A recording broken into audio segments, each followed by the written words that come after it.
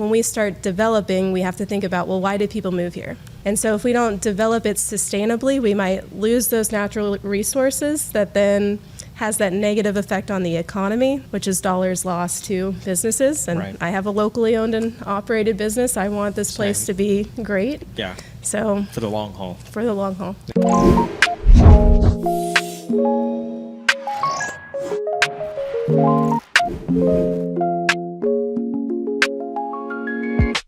CJ, it is good to be back in the studio, man, and we have a very special guest today. Haley, thank you so much for joining us on this episode of the Yapaholics Podcast. For those that don't know who you are, tell us who you are and what you do. Yeah, thanks for having us on this podcast. So I'm Haley Gansel. I am the co-owner of JG Electric. So we are a locally owned and operated residential and commercial electrical service in Pensacola. We mainly specialize in rewires, EV charger installs. We also have a service department, so we'll come out and do small troubleshooting or outlet repairs, things of the like. Pretty much all things electrical, residential, and commercial we can handle. Man, as we're filming this, boy, do I need an EV and an EV charger. These gas prices are nuts. Yeah, you're not lying, boy. I've been eating up with gas lately, and our good friend Leo keeps reminding everybody that gas prices are awful and how he doesn't have to worry about them. And Haley, I love that so much. We'll jump into that in just a moment.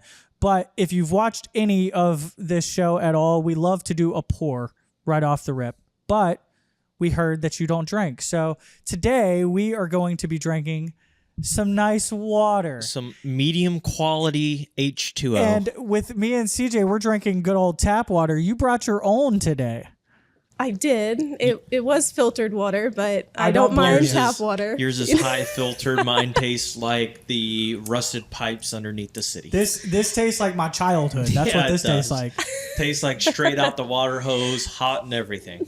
Listen, I'm probably wrong, but I will always say that's why we are the way we are. It's because we drink hose water. 100%. And you can take that however you want to take that. Yeah. I don't care. I wasn't allowed back inside. That's why. But just to talk a little bit about JG Electric here, when did y'all start? How did that come about? Yeah, we started back in 2019. So my husband was the one who started JG Electric. And, before he took the step to open his own business, he did work for another electrical contractor in the area for about 5 years prior to opening JG Electric. So, he started it in his early 20s, I think 25. So he says his 25th year was his best year because it was the year that he opened up his own company and started out on his own. But yeah, 2019. Wow, that's incredible. So y'all have been going strong for going on 7 years now. 7 years.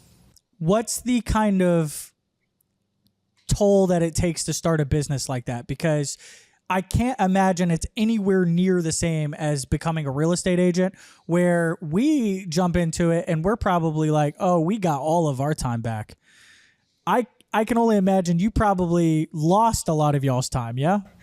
Absolutely. Some of the best business advice I have ever heard when you're thinking about starting a company or a business of any sort, the question you should ask yourself is, how much pain can you handle? Right. I mean, it's owning a business is 24/7. It's never ending. But the exciting part of owning a business are the opportunities and the challenges that you get to overcome and the learning that comes along the way. So while, yes, it's a very high learning curve, there's so much opportunity for growth, like personal and business growth, that it's just really exciting to do. When you guys were starting JG Electric, you had mentioned Jake had the experience prior to opening it. When you first opened your doors, we all know what happened shortly thereafter in 2020. How did that impact your guys' business at all? Yeah, so COVID was actually a pretty great time for us in the services industry. So Right. if you guys remember back to the days of COVID in 2020, we were considered Essential. Yep. an essential business. So You got to stay open. So we got to stay open. We didn't have to lay anybody off or shut down any trucks or anything like that. And also the second thing to that is everybody was at home. So Right. they're So looking they around had at to have all the the repairs. projects that they wanted to actually do. And now they had the time to sit around and have somebody come in and do those works. So we also do a lot of remodels and things like that. Another thing with COVID and now, like back during the COVID times, our business model was mainly project based. So we would have trucks that would do projects for 3 days to 2 weeks about. And, now we're switching more into service work, which is faster turnover jobs, troubleshooting, outlet repairs, those types of things. So, it's just flowed a little differently from COVID as well. Yeah. So your business models already had to pivot while COVID helped kind of accelerate the business as you were just getting started. Because people didn't have anything better to do. They didn't. They were doing projects. They were thinking about the things that they've put off for years behind and catching up on, the deferred maintenance. Yeah, and just like you had brought up to begin with, Jake had the experience. Did you have any experience in this, or were you just kind of roped into this whole Along for situation? the ride. Long for the ride. Yeah. So I guess the story behind that is towards the middle of 2019. So May 2019 is whenever he started it. So we're almost to our 7th year anniversary. Congrats. I was also finishing my PhD at that time. And so he opened the company right before I finished my PhD. So it was like, all right, well, let's see where this takes us. We'll stay in Pensacola. We'll do the business thing. But, I got another job doing environmental science in the area. And it really wasn't until about 2 years ago that I became more involved. I'd always been kind of there, but more involved with the day-to-day operations and the company and the culture development and things like that is relatively new for us. Yeah. I mean, that talks about the growth that you guys have had, that you're able to step in, right? Especially with the other career that you're having, to be more of a quote unquote family owned business. And you're being there more day to day on the aspect of it. How has that impacted the culture and the business with both of you guys now being more hands-on than whenever the company had first started? Interesting question. There's definitely been a major shift in the company culture. So about 2 years ago, one of our bottlenecks was the company culture, really. And so I came in to kind of help with that after reading Traction and some business books. And I was like, okay, I think we could make some great headways there. And so, I'm there occasionally, like we have Monday morning meetings where we get the guys together and the girls. We have some girls in the office as well. And, we go over our scorecard and our team goals and get everybody rallied around together. So I'm more kind of the integrator to making Jake's vision work, because he is definitely the visionary of the company, the leader, the one who has this great vision. But sometimes you need somebody to be like, we need to do X, Y, and Z if we're going to get to there one day. Do you think with that being you guys being kind of the opposite of each other, especially with your background and the education that you have, do you think that helps play on each other's weaknesses or helps bring out the strengths in each other? Absolutely. I think it's a very complementary relationship. So I'm not big on general partnerships in business. I think those can get very squirrely very fast. But I think when you have like a husband and wife dynamic, it's a very different relationship, because Totally. you sign some paperwork, you're in there for life. You kind of know, like, your best business decision in life is who you marry, right? They're your ultimate business partner. 100%. So even if it's just starting a business right before you graduate. Yeah. So, yeah, I mean, we were married before that. So, and together since we were teenagers, I guess. So just a long time together. But yeah, I've learned skills in my other career that have helped me translate that to aspects of JG Electric. And so that's been very instrumental to us. So not only just like skills, but also like softwares and just different facets of thinking about things that really translate well to helping run a business. Yeah. We'll talk about that. Running a full-scale business like this with a spouse, like, how is that? It's obviously you've had a good experience because y'all kept it going, right? But be honest, what is it like? How does it feel? Is there any bumps in the road along the way? So my honest opinion is probably not how most people think, but to me, it's been the most fun thing that we've ever done. That's incredible. Love Is the challenge of building this business together. You know, obviously it's super hard. It's 24/7. We have 2 small kids under 4, so there's a lot of energy there. But yeah, it is all consuming. I don't believe in the concept of work-life balance. Like there are things that you just have to get done Right. when they need to No get matter done. what.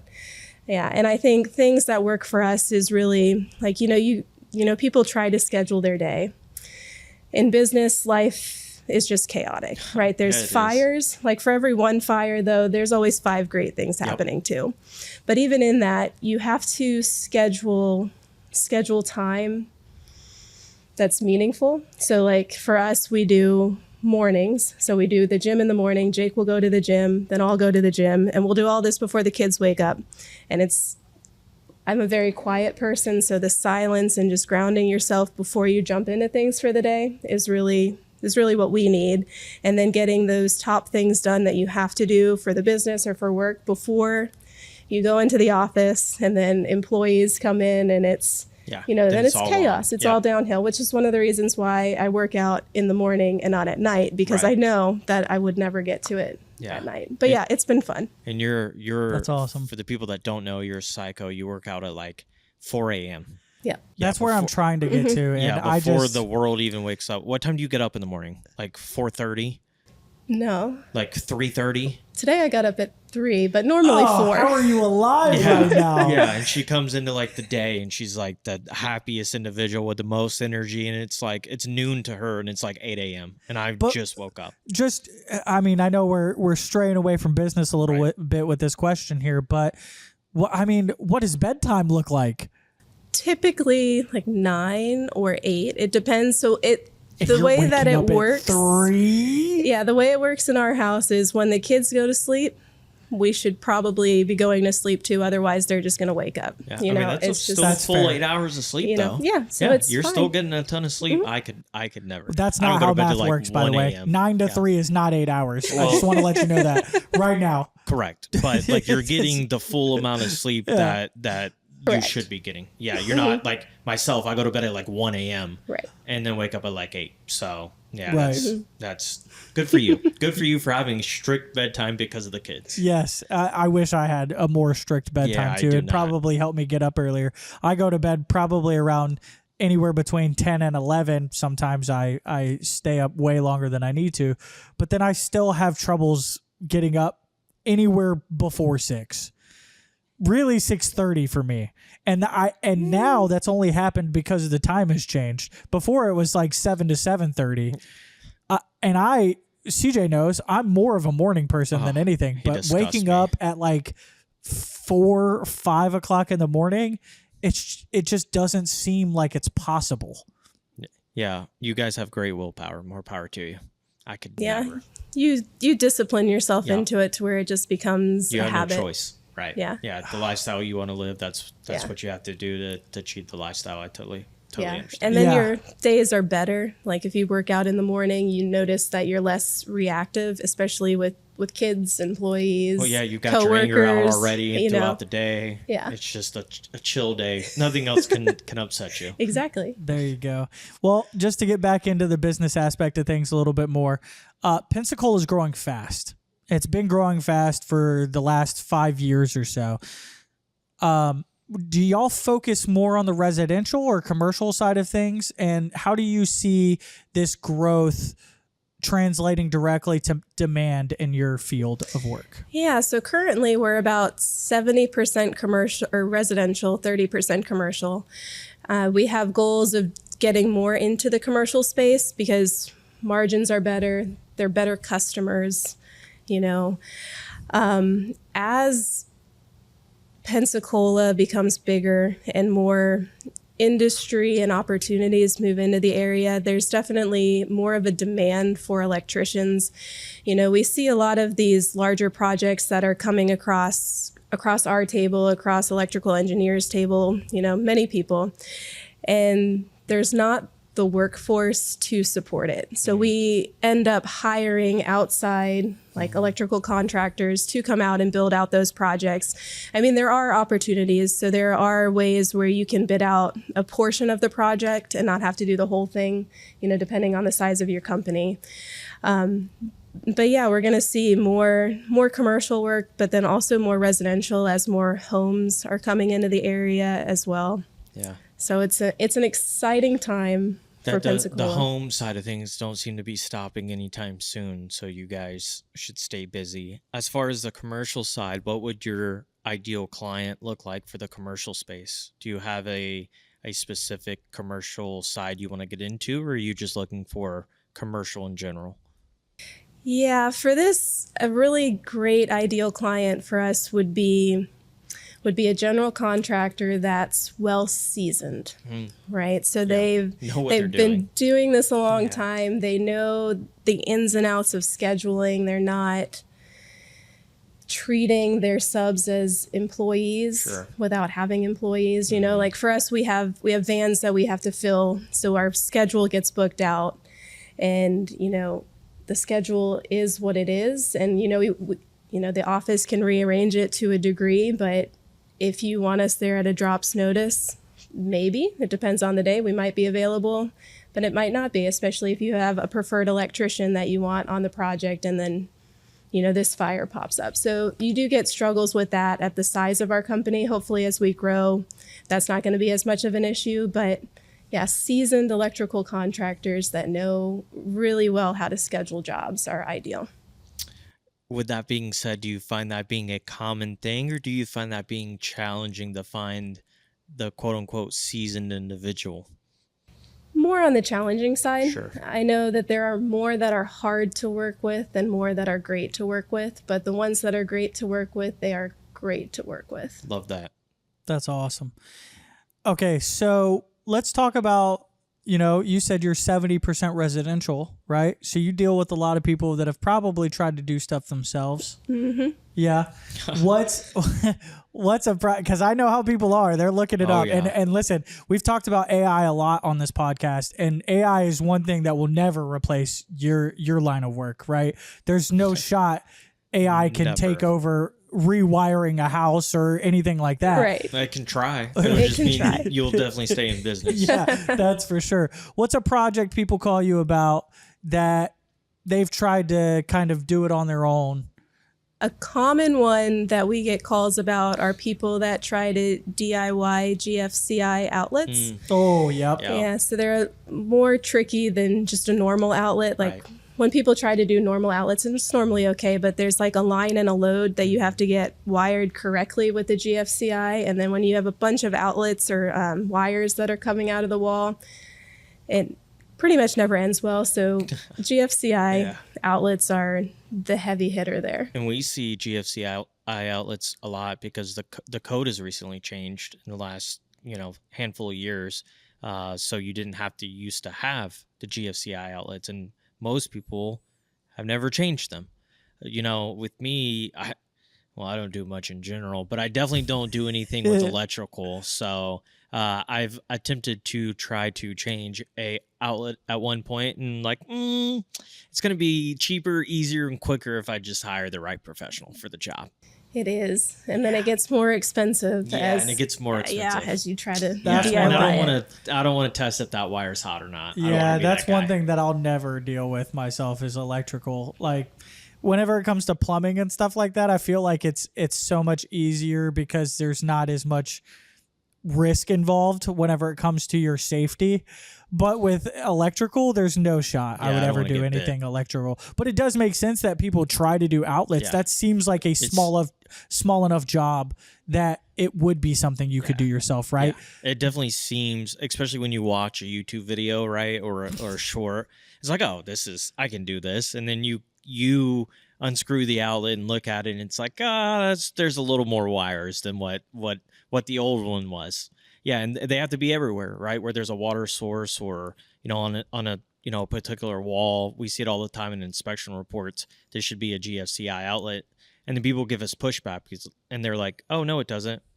I'm like, yeah, you should probably call somebody. Yeah, so another thing about GFCI outlets nowadays, even if those outlets that should be GFCI, so in bathrooms, kitchens, Right. those types, they might still be GFCI protected. They're just now protected in at the breaker. breaker in the panel. Yeah. So if you don't think that you have them, go check your panel and you might. There's Well, and typically that's like a even- light. And that's even like more recent than the actual GFCI outlets themselves. Now they're at the breaker panel. So now the outlet doesn't look like the old GFCI outlet. So it's even more confusing to the consumer, for me especially, because I'm like, well, I don't know if the breaker's up to date or not without like obviously looking at it. So like, I don't know if that's the up to date one or if it's the old one or if it's the original one. So they're constantly, for the better of the good, they're constantly updating, at least here in Florida, updating what should and shouldn't be the right way of doing things. And I can imagine you got to update a breaker. Ain't no way I'm updating a breaker, that's for sure. No shot. Yeah, ain't no way. But I have noticed a lot recently as well. Like it seems to come back on every inspection with the breaker and everything like that as well. So, yeah, it's super interesting, and it's definitely like a telltale sign that y'all never go out of business. There's just no way, right? Yeah. Nobody's taking over your industry, so you should be fine. And as much as business is fun, we love to focus on the local area, right? How long have you been in Pensacola? Do you consider yourself a native?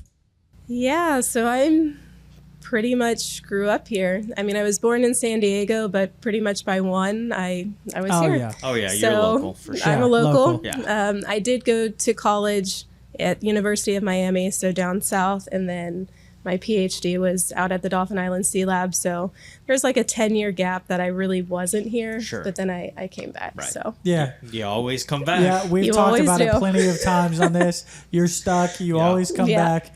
But what's something about this area that seems to keep your love here? well, for me, it's gonna be we have family here, so both my side and then Jake's family are here. And then, it is a really nice place to raise kids. It's an easygoing area. You have the beaches too, so a lot of great scenery and wildlife. It's just very family friendly. There's nothing super high stress about being here. I will say, as Pensacola is growing though, like traffic is becoming a thing. And so like there are certain areas that I just like don't go to anymore. Yeah. But it's all part of growth. Yeah. I love that you say that, because my devil's advocate question is, what do you not like about the area? I am a firm believer in complaining about the traffic. People like to say, oh, the traffic's not that bad because you have the growth first and then the infrastructure gets fixed second. But what's one thing outside of, let's say, the traffic that annoys you or that you just don't like about our general area? Or you could see some change that would help it. Yeah, so the biggest part is our development, right? So we're growing. We have there's a crazy statistic of the number of people that move here daily and monthly. No, don't we know? Like it's crazy. Yeah. And so to support those people, you have to have houses. You also have to have the infrastructure, Yeah. right? Jobs. Yeah, jobs. I would argue that the infrastructure should be developed before we bring these people, I agree. especially when we think about like our sewer systems and things like that. But even as we think about development and what we're doing and like the clear cutting that's happening and how that's affecting the ecosystem, I think we need to just be cognizant of developing our area responsibly, because there's a way we can do it. There's a way we can develop it and we can have all these people here and we can have a great economy. The thing that we need to be careful about is that when we start developing, we have to think about, well, why did people move here? Right? They moved here because of our natural resources, right? And so if we don't develop it sustainably, we might lose those natural resources that then has that negative effect on the economy, which is dollars lost to businesses. And Right. I have a locally owned and operated business. I want this place Same. to be great. Yeah. So For the long haul. for the long haul. Yeah. What do you see the best way to that we, maybe it's obviously outside of our control, but that people could be focused on to make it so we last for the long haul? That is, And I that's know a that's a difficult subjective question. Yeah. because it really, in our area, in the Panhandle, it really comes down to local politics. Yep. Sure. And Tis so the it's, season. yeah, so it's educating those that have the power to really move the needle to make those changes. Right. So, from a local standpoint, from an individual standpoint, I mean, you could talk to your local commissioners, explain, how you see it. But at the end of the day, I think it's going to be the community coming together and just Sure. realizing what's important as a Right. community. And that's going to drive the change. Yeah, that's super important. We don't need to see any more spillage of certain things in certain areas. Totally understand. I totally agree with you there. Well, what's something that in this area that you love to do that maybe not a lot of people are so privy to? I don't know if people aren't privy to this, but I have small kids. So I do enjoy taking them to like the downtown parades, so the Mardi Gras and then the Fiesta parades. Those are great, family fun time that are free for everybody to do. So those are things that we like to do. And then also the beach. It's just a great resource. Yeah, It's still cheap the to beach go to is the an beach. easy place to take kids to entertain Yeah. them for a long period of times and then have them worn out by the end of it. Yeah. So It's funny you mentioned the parades because when I was a kid, one of the fond memories I have is going to all the different parades, specifically the Christmas parade. And it feels like we have a parade now at this point every month for something. But I think it's great, actually. We make fun of it like, oh my gosh, downtown's shut down for another parade. Right. But it's great. It's free to go to. It's for always a good cause. And it brings memories for the kids. It let them have fun, wear out the energy, and get some candy or who knows what's being thrown at that point in time.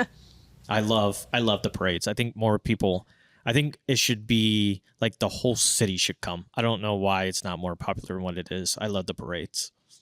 yeah, it does feel like maybe not so many people go to the parades. I'm sure everybody's aware of the parades, but it doesn't feel like as many people go that should, right? But maybe outside of that, what's something that maybe I don't maybe not the way that I'm exactly phrasing it, but what's something that's like near and dear to your heart in this area that maybe your little secret, right? To give you an example, I can't tell you the exact location of it because this was like down 98 in Gulf Breeze. There was like a little trail you could go off of, and there's a little beach in the back. Something along those lines. It's very specific. Yeah. I mean, me and my uncle used to go out there and go fishing. You know what I'm saying? And it was very close to an area that could be like right in the middle of private owned beach spots, but it was somewhere that we knew we could go. There was a little canal that was just off of the pathway as well that we would kind of play around in when we would go fishing and stuff like that. That's something that I hold near and dear to my heart. Do you have any places like that you can maybe not share to the world, but bring up? Yeah, so back when, what's the park off Scenic Highway where you used to go down over the train trestles that they're going to be redeveloping? The Bluffs? The Bluffs. So in the Bluffs, there used to be like a swing and a treehouse area. Yeah, Sure we used to go out there all the time. That was a great like hidden local thing. Yeah, it was. And back when you weren't supposed to be going there. Exactly. Yeah, and then after Sally, actually, then they made the beach nice. Yeah. And then a lot of people darn started them. going there. They made the Dang beach it. nice. Yeah. How Now dare more they? people go there. Yeah. How Now dare there's a they? lot of people that We used go to go there. there when we weren't supposed to be going there. Yeah. I used to love the Bluffs, though. I thought Totally it was one of my understand. favorite spots. Yeah. So I totally understand that. Yeah, that's definitely a unique local perspective that not everybody would understand, especially this day and age because they've changed it. Yeah. It was one of the things for me is keeping it super local is my dad used to take me fishing as a kid. So we would go to like all the different rivers in town. But one time specifically, I don't remember which river it was, but I remember we were going back into a little place that the boat barely fit. and all I remember is I look up and there's a water moccasin hanging from the tree, and I've got to be like 8, and I'm just terrified. Sure enough, here's the water moccasin, middle of the boat, and I'm like, I don't know what to do. I'm an 8-year-old kid. Do I jump off the boat where the water moccasin is gonna get me? No, it's fine. And he ended up taking care of it. Life is fine, but I was petrified. But I like the little like river spots that nobody think of. And then I remember coming home and we'd clean fish, and we did like have all probably more than what we probably should have kept at the time. But life was good. That's one of the core memories I have in like a spot like nobody knows about. Yeah, I think that's something that people don't talk about enough here in the Panhandle in general is the rivers, and then also the fresh springs that we have. Nothing like right here close to us, but I love going to Defuniak. Yeah, I mean, it's like not it's that one of far my away. favorite places to go to, Yeah. and to me it's not that far. An hour to an hour and a half away is not bad. Well, you can spend the whenever- whole day at Vortex, so Right. it's Yeah, like Vortex isn't far. yeah, like it's like you can spend like the whole day. So yeah, you have to make a little bit of a drive, but you're spending the whole afternoon there, and especially during the summer, June, July, and August when it's 105 degrees outside. The freezing water feels amazing. It's totally worth going to if you've never been. Which, by the way, it's always like 65 degrees or something freezing. like that, right? Yep. Which doesn't make any sense in my brain. Yeah, me neither. Because It's groundwater. 65 degrees in my house Doesn't does feel not the feel same like water. 65 degrees in that water. No Yeah, way. it's very cold. It's insane, but I love it so much. I mean, just like he said, it really takes the edge off of a really hot day. And as you can tell, my hair color doesn't allow me to stay in the sun for very long. So the cool water makes me feel like I can stay out there longer. So Yeah, I feel like it doesn't work out well for you. Matt takes longer to drive there and back than it does the time he's spending at the springs. Oh, 100%. Yeah, because I'm out there for 5 minutes and I'm burnt already. You know what I'm saying? It's crazy. I was telling somebody the other day that they were like, oh, does sunscreen not work for you? And I'm like, yeah, it works. But most people have to reapply like every hour or so. I'm reapplying every 15 to 20 minutes because otherwise I'm burnt by the end of the day, dude. And of course, I'm not the best at putting sunscreen on. So I'm missing spots here and there. I'm burnt anyway, no matter what I try to do. It's crazy. I try, but I always look like a zebra anytime I put sunscreen on. It's like a mark. It's terrible. I just don't go in the sun. That's how Yeah. I combat it. Yeah. I don't go outside. Well, Haley, of course, I don't like to try to bring up food every single time we talk. Yeah, we but do. Yeah, we do. We love don't skip food. meals. So if you could, what's your favorite place around town? And it doesn't necessarily have to be in Pensacola. It could just be all over the Panhandle here. My favorite place around town is going to be Four Seasons downtown. Really? I just ate Yeah. there yesterday. Actually, I had it for lunch. I got the shrimp po' boy. The bread is so soft. They actually dropped a shrimp on the floor and then brought me 2. He said there should be 8 on every po' boy, and there was only 7. I would have never known. It was a giant, Yeah. giant po' boy. It was That's absolutely awesome. delicious. What'd you get? Today I got the Italian, but I normally get the quesadilla. It's so good. I've not had the quesadilla It's yet. really I've had good. the Italian. It is incredible. Have you had Four Seasons? I have not. And this is actually the first time I've heard somebody talk about it. Ooh, So Really? this, It this is is this is so great As to a me. local. Yeah, it's yeah, so I've good. never Well, they're had only it. open to, in your defense, they're open 11 to 3, I think it is, or 11 to 2. So like they're genuinely only open for lunch. They do catering as well. And where are they located at? downtown. Up Okay. by Fox. Okay, and Yeah. unfortunately, I don't spend a ton of time downtown, so Yeah. maybe that's the reason I haven't Yeah, I I haven't do. had them. But Oh, it's that's incredible. I love the that. burgers are good. The po' Everything's boys are good. good. Yeah. The Yeah. meatloaf's good. Everything's good. Yeah, and locally owned, Locally owned. since forever. Yeah. I don't know how perfect. long The they've other been people that here, are waiting but on you are the owners, so it's incredible. Great. Yeah, they well, know then your we'll name. Yeah. Yeah, we'll they have to do. go there one day, CJ, and check it out. Say less. I know you won't mind that at all. Not at all. Awesome. Well, Haley, it's been awesome talking with you today, and I love everything that you've been about. And JG Electric is just incredible and helps us out big time Yeah, in it our does. jobs and our day to day. if you don't mind, let the people know how they can best get in contact with the company and where to find y'all. Yeah, so the easiest way to find us is going to probably be through our website. So you could Google JG Electric or go to www.jgelectricinc.com. And then for ease, our office number is 850-377-3378, and that will get you to our office manager. Love that. If you need any kind of electrical work, please reach out to JG Electric. And if you're looking to move here and enjoy all the things that we've talked about today and enjoy just the Pensacola area in general, click the link in the bio and fill out that submission form. We can help you out, get to moving here. And if you want to come on the podcast and talk about your experience with the local area, same link as well. Until then, we'll yap you later.